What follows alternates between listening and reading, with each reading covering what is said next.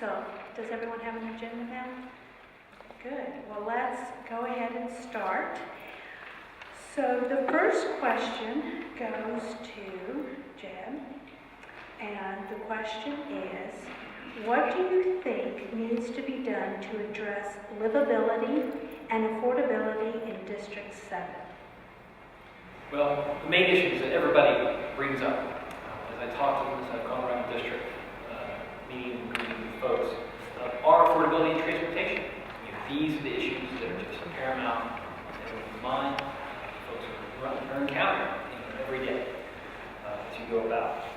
Affordability is affecting us all. It doesn't matter whether we're a young person who's looking for a place to live, people who are looking to buy their first home, folks who are in their homes and are worried about whether they're going to be able to stay there and keep paying the taxes and the expenses of living there. Or even the folks who might be ready to downsize and move out of their home, but they want to stay in the neighborhood, stay in the area, stay near their friends and their other support networks, and have some alternatives and choices and places to live. And affordability is also a major concern for our local businesses who are concerned both about the rent and about the cost of building out their spaces and the cost of doing business overall. So there's a lot we can do to take on the affordability question. One of the great things about the campaign is we have had a chance to talk about a lot of ideas have come up, looking at things like where we can do this. The homestead exemption certainly is a major thing. Bottom line though, what it becomes key things here are we need to focus on the fundamentals in the government. We need to really look at reforming the city's tax appraisal process, getting into the details of it, making sure that commercial properties are paying their fair share of taxes. But really, getting into that is really going to be working around the edges of the problem. The core issue here is the huge, on the housing side, the core issue is the demand for housing. The rents aren't going to come down, the housing prices aren't going to come down and stabilize until we get some more increases in supply of housing. And we can do that by cleaning up the city's permitting process. We can do that by making it easier to fill the missing middle of housing. Looking for new housing types we don't have much in the city, like townhomes and row houses. But we also got to find more agreement. We've got to work together and have more agreement about when and where we can build and how we're going to do this. We need to really work to encourage development along our Vernon, North Lamar, and other transit corridors, so it's easy for people to have a place, an affordable place to live, and to be able to get to work. On the transportation issue, in November, the voters made a decision on urban rail. We've heard that. I don't think everyone else is going to come back anytime soon. We've also, one thing I've heard is Capital Metro needs to do more. It is not cleaned up its acts efficiently. It's not providing the services folks are looking at any time of the day or night. So we've got to completely improve our bus service. That's job one, transportation. We also need to, certainly we've got a lot of good road projects in the book. We need to work on those overall. Well, affordability and livability are intertwined. One is making sure we can afford to live in Austin, and the other, livability, is making sure Austin is the place where we want to stay and make our home. So I have 4 things that I would just offer up. First, stop corporate giveaways. Council has been concerned with big developer deals and corporate giveaways. More interested in those than serving the residents of Austin. And as I've said many times during the campaign, and others have said it too, we don't need to make Austin any more attractive than it naturally is to convince people and companies to move here. We are, after all, now the 11th largest city in the nation. Second one is property tax reform. Reform the tax system to make corporations pay their fair share and lessen the burden on homeowners. And this will take concerted, focused efforts that are coordinated carefully, but the clear legislative message is that homeowners agree that our property tax structure is weighing us down, and it needs to change. It's regressive and overly burdensome, and it's one of the major concerns of renters and homeowners. I'm looking forward to engaging these conversations with the Travis County delegation and the Commissioners Court, the Conference of Urban Counties, and the Texas Association of Counties to convince our state legislators of the need for tax reform. I want to rein in utility costs. We need to focus on conservation programs and management practices that control our utilities cost and take advantage of energy and water savings. I would look for additional conservation efforts and recommendations from the Water Resource Planning Task Force. There's a lot of ideas in there that will help. Additionally, I had opposed Water Treatment Plant 4, and I'll look into holding that project offline if there are savings to be had depending on the water levels out in Lake Travis.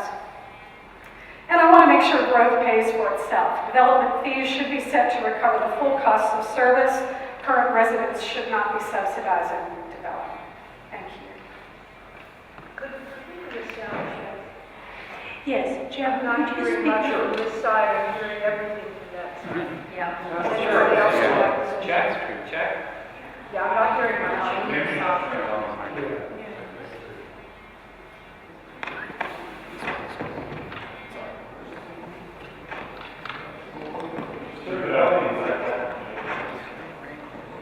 Is that better? No. Not much, you're gonna have to speak up. Okay. So it's as up as it'll go. Okay. Much better. All right.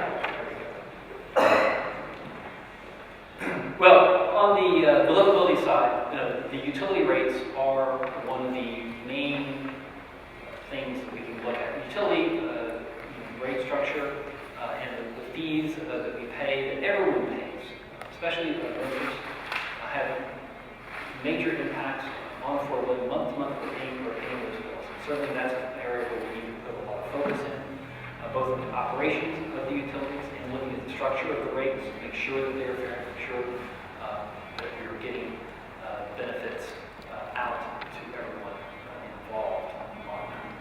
So, thank you. So Leslie, if you'll start with this question. In 2004, the Real Estate Council of Austin and the Chamber of Commerce of Austin began Opportunity Austin, a hyper-growth plan that some say is generating too many problems with traffic, housing, and water. What do you think are the pros of Opportunity Austin? What would you say are the cons? And what do you think a city council member in District 7 should do to tackle residents' concerns? You have 2 minutes. Well, I think the pros are that it was a focused look at economic development for Austin, and it made the city a player on a big national stage and engendered a lot of attention and a vibe. And I would also say those are probably also cons, because it also drove the massive hyper-growth that is mentioned in the question and that we are dealing with right now with the questions of affordability and livability. I think a big negative was the lack of coordination with City Council on attracting corporations to town. A lot of the work that the Chamber does is separate and apart policy-wise from the work that the City Council does. I'd like to see some coordination and effort there. Economic development is important to the health of a city. It has to be balanced, though, with the cost to provide the infrastructure, to repair old infrastructure, and continue, maintain, and sustain existing infrastructure. The program was touted, if you read Opportunity Austin, it calls itself aggressive, and it was an aggressive economic development effort that was mounted. I would argue that aggressive outreach is not needed any longer. I would say the pump is primed. And I would like to focus our economic development efforts going forward on our local small business community. I've talked about a domestic agenda on the campaign trail, where I talk about ensuring existing community assets, our parks, our pools, and our libraries, that they're maintained and sustained and well taken care of, that our libraries have well-stocked shelves, that our parks are well maintained, that the trails connect, that our sidewalks connect where we live to where our transit stops are. So there's connectivity between activity centers and where we live. That's where I'd like to see the focus of City Council in the years going forward, and away from the hyper-growth that was being engendered by Opportunity Austin. Thank you. Well, while I'm sure the Chamber would love to take credit for all the growth that Austin has seen, all the economic success, I don't think we should give them too much credit for that. Austin's had some strong economic fundamentals, and those have led to folks coming here, and to businesses coming here, and to our economy growing. So we've also benefited greatly from the state's economic incentive program. Austin's gotten up to a quarter of the overall statewide money that was available through that program. And one of the things that we saw was very little coordination from the state, or in the case of the F1 track, the state actually bringing projects into Austin and basically wrapping them up and then presenting them as a nearly done deal. So, you are certainly right here that affordability, traffic, and water are factors that threaten our continued success and livability. Austin is on track to be as expensive as San Francisco and have the traffic of Atlanta. And if either of those occur, people are going to stop coming here or to stop thinking about moving their businesses. We can take on these challenges and take on these challenges to make sure Austin remains a great place to live and do business. As the councilor for District 7, I will seek to be your voice, the voice of the residents, raising your concerns at the council, and with the chamber, RICA, and with all other people who are out there promoting Austin's economic success and promoting Austin as a place to live and do business. We need to do more to ensure that the opportunities and benefits of our economy are broadly shared, and that we can see the benefits manifest in our communities, in our parks, in our pools, in the sidewalks, in the places where we live and go about our daily lives. And as your council member, I'm going to make sure that you see those benefits. We need to focus on the fundamentals of government. We need to look at practicing fiscally conservative policies and programs. So, thank you. Leslie? I would just mention there's an initiative right now at the city to have lifeguard training be professionalized so that we would have a core of lifeguards available for the pools, and that would make it possible, I'm hoping, for the pools to open earlier than Memorial Day and stay open later than Labor Day. I know that is an initiative that has a lot of interest in the neighborhoods, different folks that I've been talking with, and so as far as focusing on a domestic agenda and making sure that the libraries are well stocked and the pools are properly maintained, I'd also like to see us work to keep them open earlier and stay open later. Thanks. Thank you. The next question, and we'll start with Jeff, is the city council,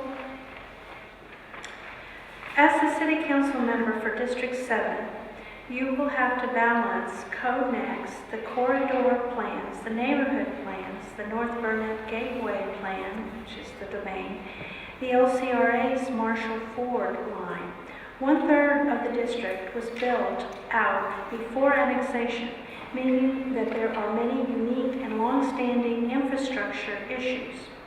How do you plan to tackle these as a city council member, and what will be your goals? Well, reconciling these various plans, along with the development of Code Next, are going to be some of the most important challenges that occur during my term on the council. The development of Code Next is likely to dominate many of the conversations at City Hall and in our neighborhood meetings over the next 2 years. And as your council member, I'm going to work with you on this. I'm going to meet with you to hear your concerns, your thoughts on the draft code as it's being developed.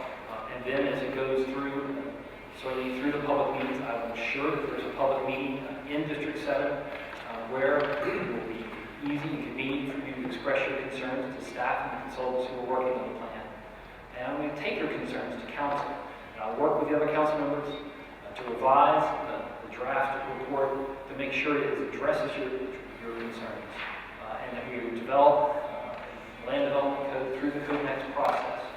That is going to really promote livability in Austin, promote our affordability overall. On the infrastructure side, one of the first things I'm going to plan on doing is I'm going to meet with the city departments to get a full inventory and schedule of all the public works projects that that are planned and underway for District 7.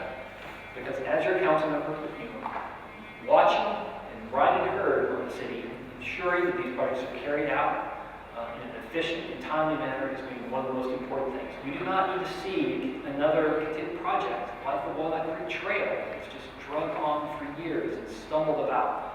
I think the oversight of that project can only have helped. I plan to provide that oversight to the council member.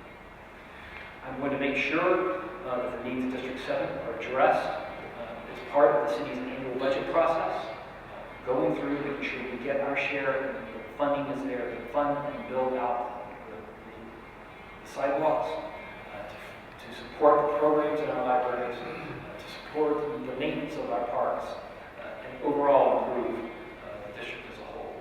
I will work to develop long-term projects to benefit the infrastructure for District 7. We're heading to a potential bond election in 2018. The planning for those projects is already underway. There are many key needs in District 7 due to the spotty infrastructure and the need to replace what was built 30 years ago. And also specific problems like the intersection of North Lamar and Airport Boulevard. We've got a badly failing intersection there at the railroad crossing that needs to be rebuilt and reworked. We need to have a plan for that 2018, and we'll move forward and get that built out. So these are some of the things I will do as your council.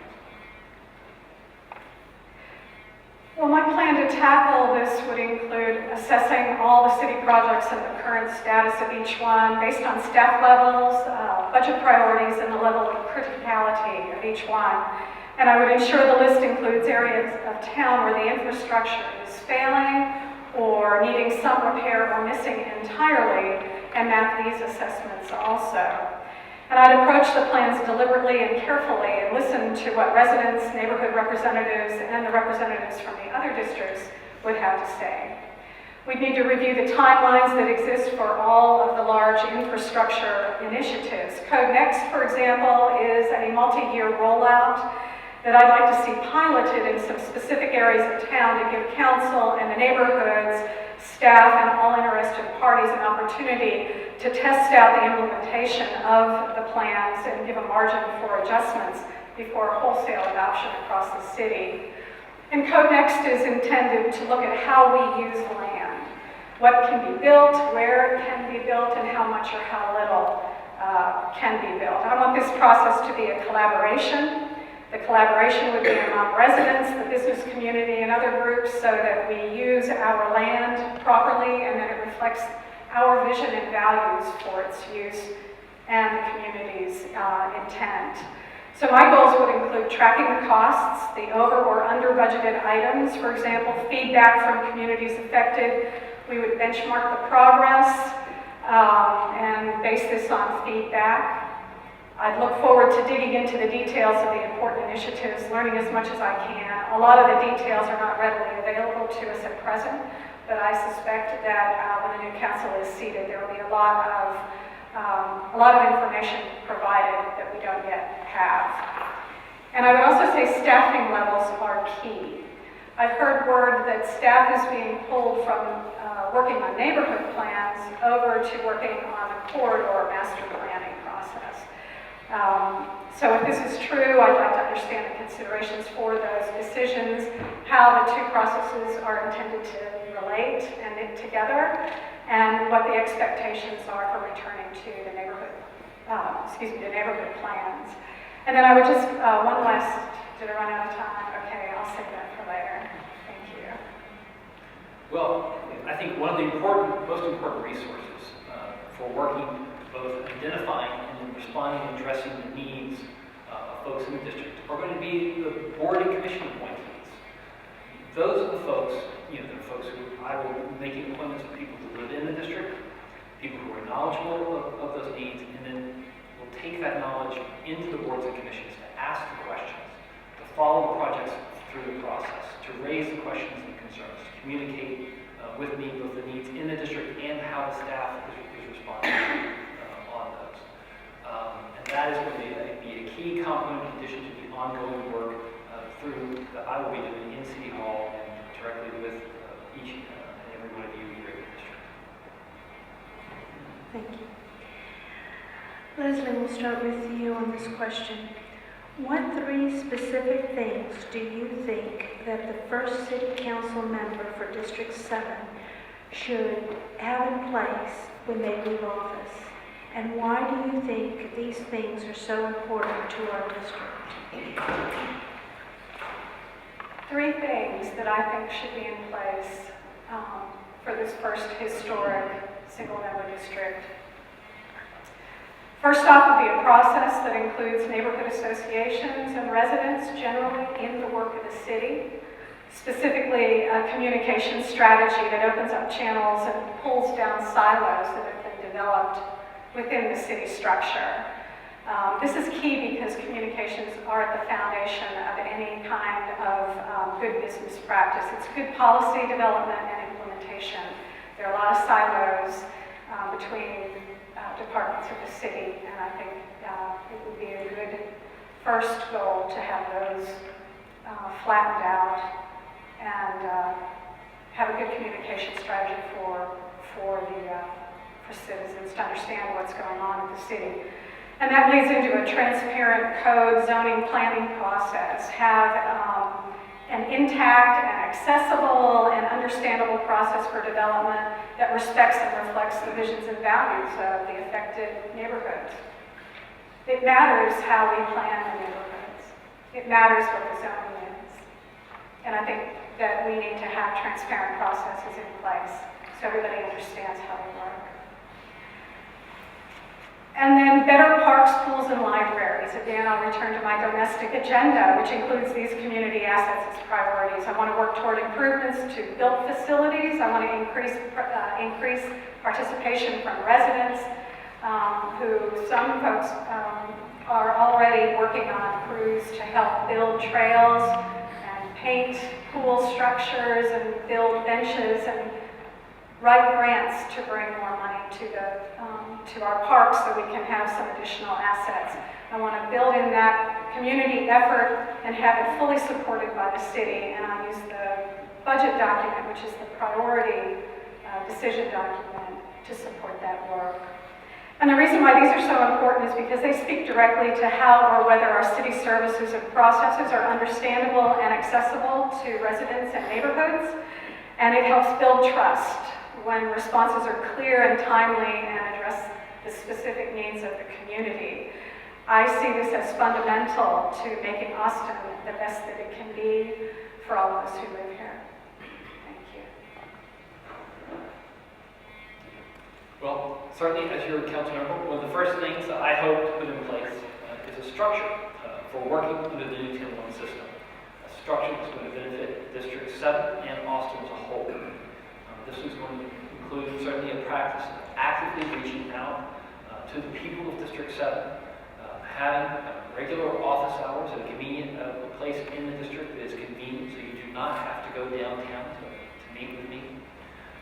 A practice of regular and reliable communication so that you know what the city is doing in your neighborhood, when things are happening, what's happening, what are your opportunities for having input and say in the city process, and how the city head and staff is following and taking your input, responding to your input.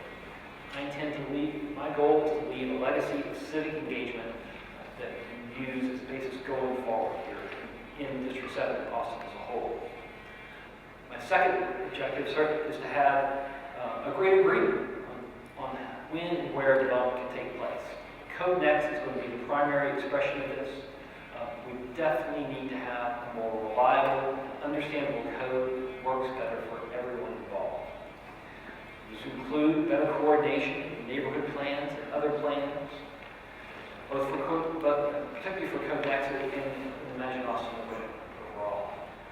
I would work together and establish a practice of bringing together neighborhood residents, neighborhood representatives, and developers early in the development process, where concerns can be aired out, projects can be discussed, and try to identify and focus the issues early in the process, and to resolve as many of them as we could, so that there are no more surprises at council meetings when it comes before everyone as a whole. Ultimate goal through this process is we need to create more opportunities for housing. We need to reduce the construction expenses in order to promote livability in District 7 and Austin as a whole. Finally, I want to work to improve, specifically, we're working on improving transportation here in North Austin. I want to look at developing improvements to bicycle, pedestrian, and transit opportunities here in the area, especially in the corridor that runs from Metric Boulevard to Jollyville Road, a corridor that includes ACC Northridge, Kramer Rail Station, Domain, UT's Pickle Campus, and the Arboretum. Yeah, right. So one of the first things that will happen when the new council is seated is working out what the new protocols will be for communications and how council will conduct its business. There have been some conversations to date talking about limiting how late council meetings go.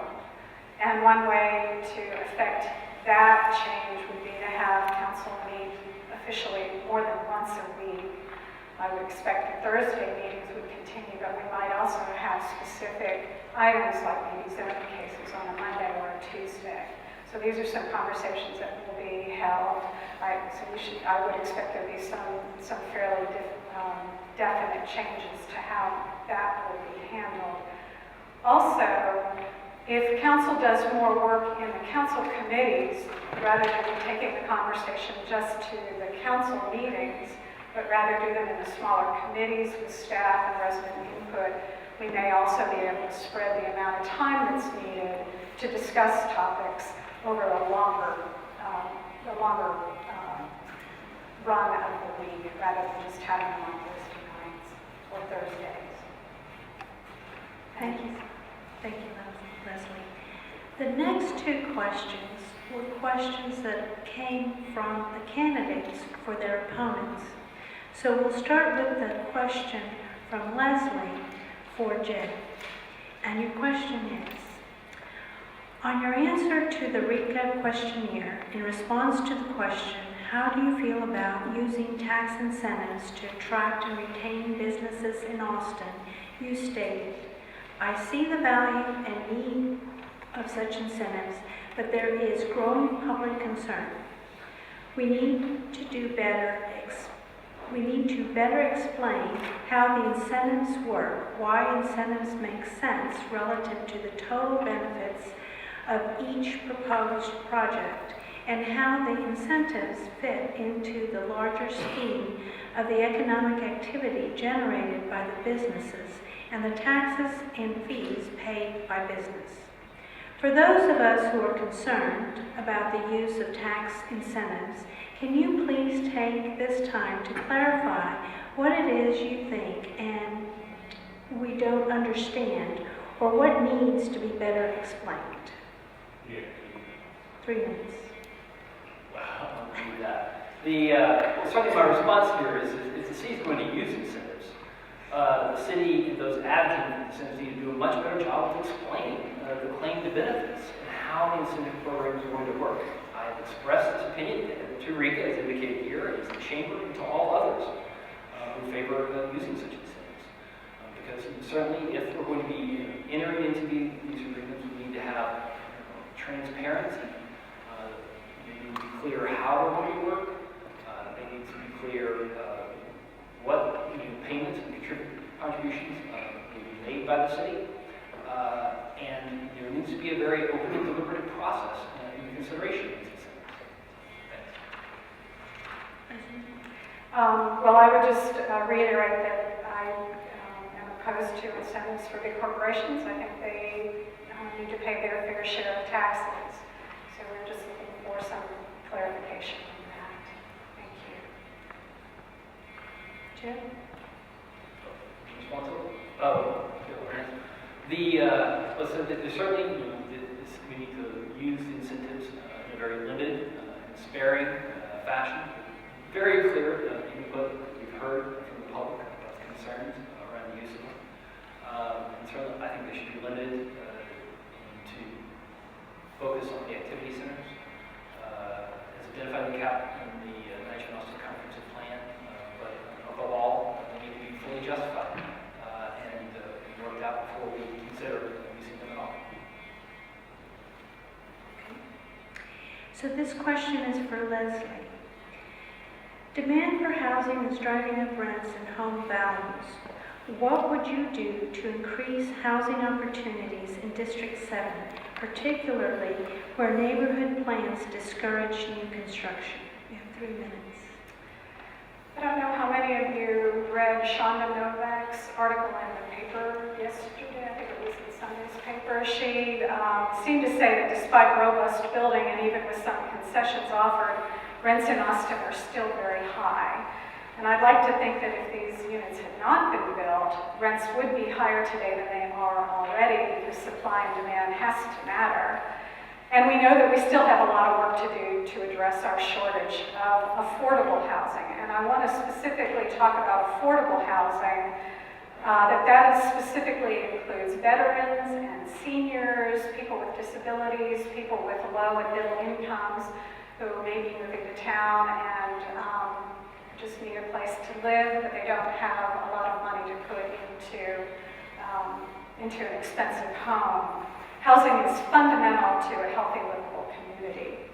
So what's important to me is that we put housing in the right places, that it's based on existing zoning and neighborhood plans.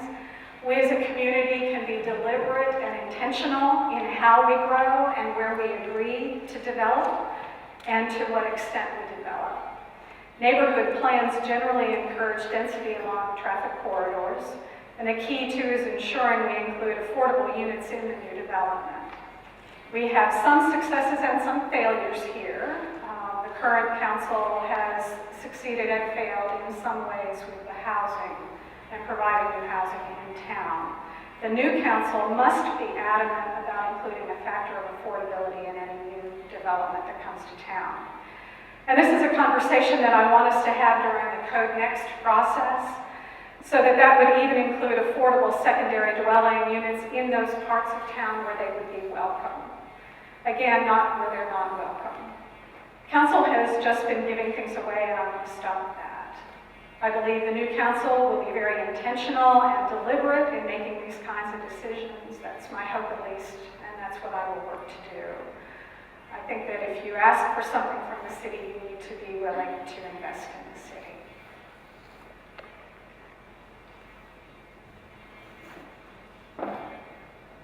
The question, though, is where and will people be allowed to invest in the city? Where will people be able to build? Will you be able to have a mother-in-law apartment that you can either provide for your mother-in-law or have your child return from college live there, or rent out for income?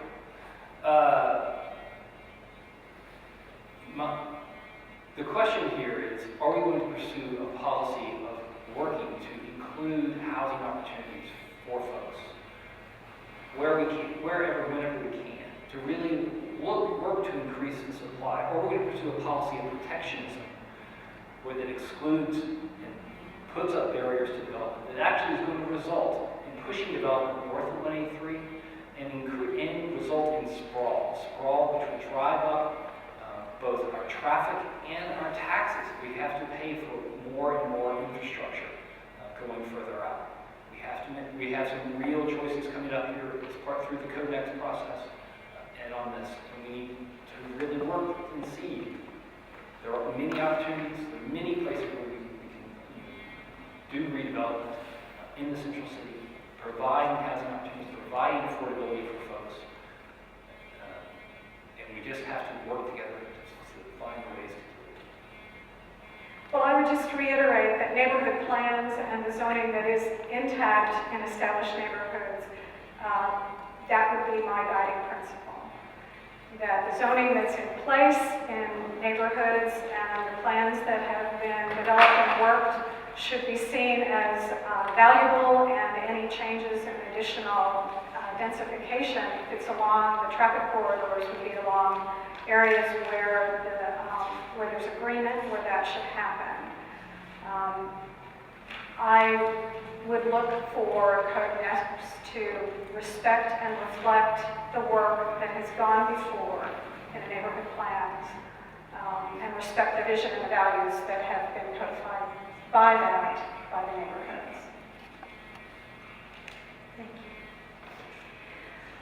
So now we have an opportunity for some final statements or comments from the candidates. So, Joe, you can start. You have 3 minutes.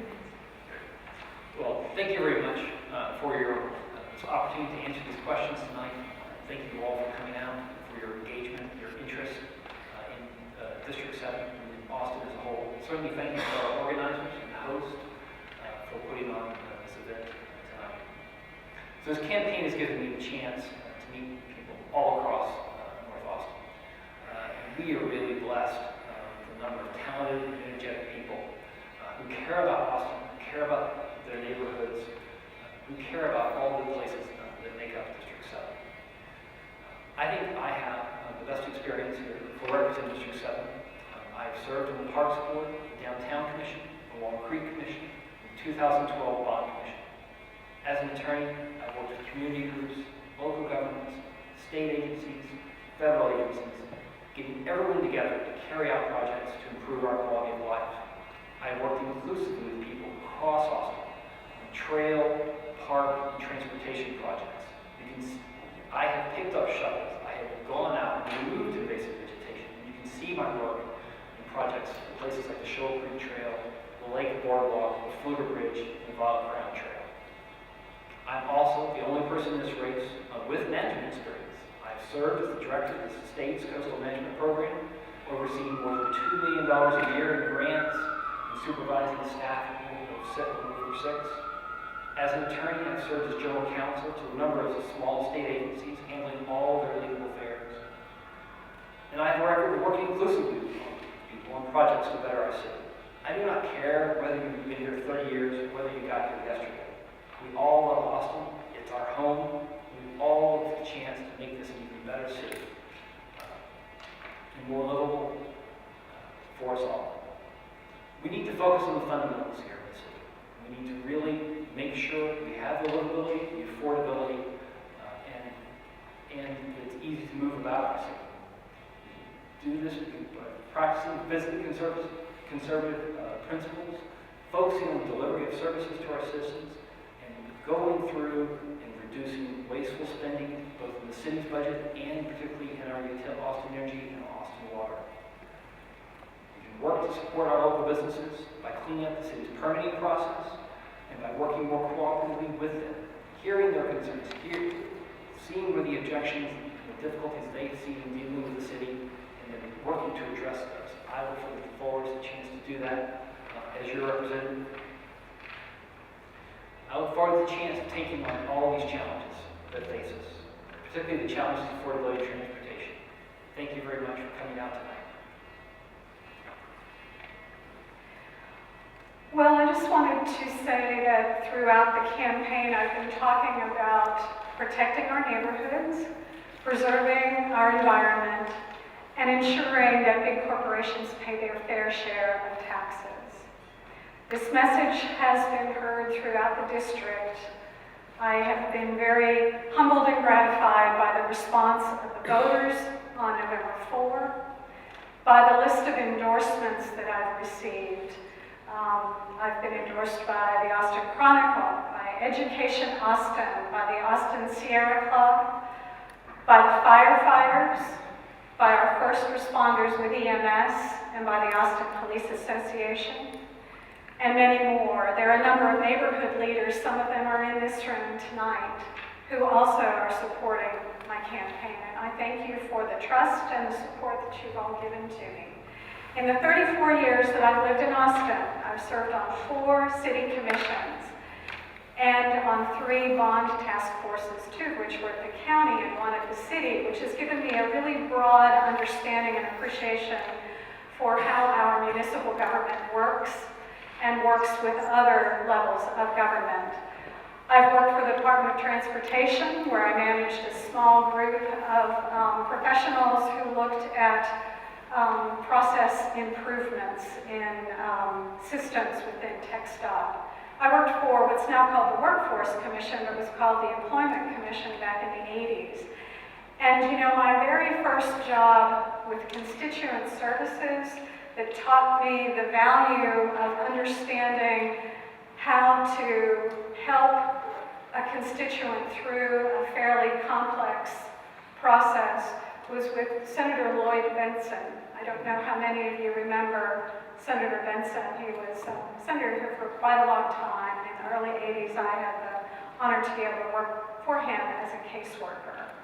So I learned, I got my chops in constituent services from one of the masters. And I hope to take that ability to work with constituents, to understand problems, and to break them down into workable pieces to solve them. I want to take that to City Hall. And last, I think this forum is the final one in a series of public engagements that we've had throughout the campaign. And I just want to very much thank Mary Rudig and Francoise Luca and their crew for putting this on tonight, making these public events possible. And also a shout out to Steve Zettner for his able helming of the Austin District 7 blog. That blog provided a whole lot of information for folks over a broad range of topics and over a considerable period of time.